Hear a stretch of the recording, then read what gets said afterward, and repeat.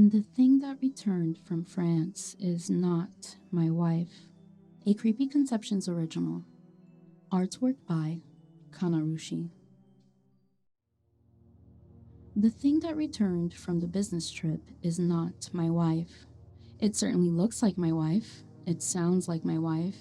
It even smells like my wife. But it's not my wife. Same mannerisms, same likes, same dislikes, same hobbies, same favorite songs. But it's not her. I don't know what it is, but I know what it's not, who it's not.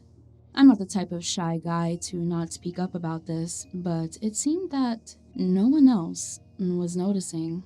I spoke up as soon as it came through the door, trying to pull my son away from her and yelling frantically that it wasn't his mom. He became furious with me, asking me how I could even think that. My response was an exasperated, "How could you not?" I've been ostracized from my family, my friends. The only other person that noticed was her own mother. Her father was no longer around, but I bet he would have known too. Unfortunately, her siblings ganged up on me, accusing me of taking advantage of the poor woman who suffered from Alzheimer's, of filling her head with my insane ideas. My insane ideas? Look at her. That was the last time I spoke to them. I heard they recently put my mother-in-law in a nursing home. My son told me that every time they try to visit, she refuses to acknowledge that it's her daughter. He's angry at me for it. He blames me. It's your fault, Dad. I have no idea what's wrong with them. How could they not see? I even went to the police early on. They said I was crazy. They held me for 3 days at some mental institution. After determining that I wasn't a threat to myself or others, they had to let me go. They referred me to a psychologist. I even went. I mean, the whole world can't be crazy, right? But I just couldn't convince myself that it was her, that it was even human. Every little twitch of the nose, every giggle while she danced in the family room with a duster, every smile, every frown, everything I used to love about my wife, I now hated. I hated seeing this thing wear it, seeing it wear her face and her loveliness. When she was first offered an opportunity to go to France, I stood behind her.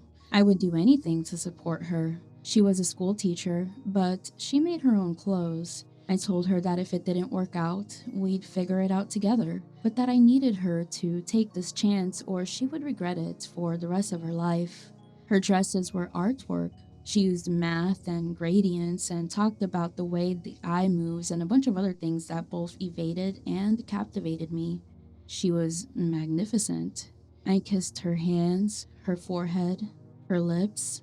I told her I would be by her side no matter what. It was only 3 months. If needed, I would relocate the entire family there. I didn't care for being stuck inside that office if it meant that she couldn't follow her dreams.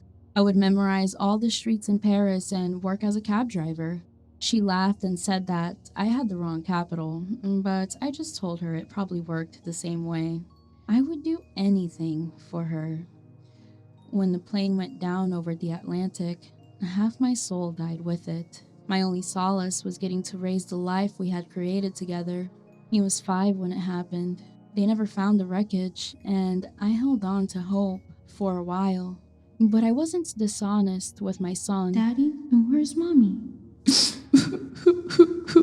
When I got the call early morning and heard the unmistakable sound of my wife's voice on the other line, asking me to come pick her up, I was upset. "This isn't a joke," I yelled. That afternoon, there was commotion at my door. I turned the corner just in time to see my son come through holding a pair of suitcases, and there she stood. I was taken aback for a moment, but as soon as she stepped in, I felt something very, very wrong. I pulled my son away from her. He was angry that I'd left her at the airport, but that soon dissipated when he realized I was borderline hysterical. Why are you saying these things? He shouted at me, placing himself between me and that thing, who just stood there with a confused look on its face. I didn't like his position. He would always be my son, and I needed to protect him. I took the hands that were on my shoulder and held them down as I turned us around. I then turned to face it, placing myself between the thing and the one person that had kept my life going after she disappeared. Look at it, son.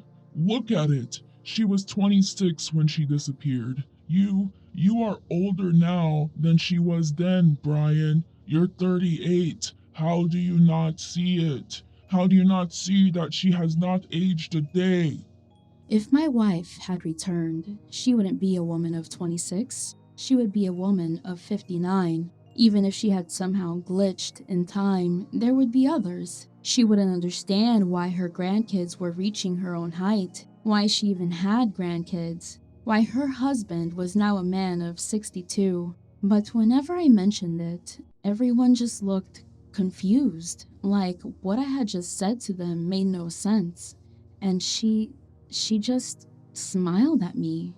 She was always smiling. She always told me it was okay. It was what terrified me the most. She never had a negative reaction to anything I said. A normal human would. A normal human would question why her 29-year-old husband was now an older man, but she didn't. It didn't. It watches me, whatever it is. I'm afraid to shave my face because it has a habit of being right behind me whenever I close my eyes to rinse off. It will somehow be right behind me. It doesn't matter if I lock the door. It stands there, smiling widely, with a hairdo very consistent with the late 1980s. I'm afraid to take off my glasses and wipe them while reading the news on my tablet. It will be standing right in front of me. I think it's trying to give me a heart attack. Fat chance, lady. I knew my son only had one parent. I made sure to be healthy. My cholesterol is magnificent. It just laughed that cute little laugh of hers, kissed my cheek, and danced off. I don't know what that thing is, but I know it's not my wife. And I think it's trying to kill me. For what? I don't know. I just know that I have to keep it away from the only person that remains a light in my life. I will die before I let it get to him. Thank you so much for listening. I hope you enjoyed my story. Please remember to like if you like, comment, share, and subscribe. I would love to know what my listeners are thinking. You can send me prompt requests at stories@creepyconceptions.com. You can commission Kanarushi for her brilliant artwork at commissions@kanarushistudios.com. Once again, thank you so much for joining us, and as always, stay creepy, my lovelies.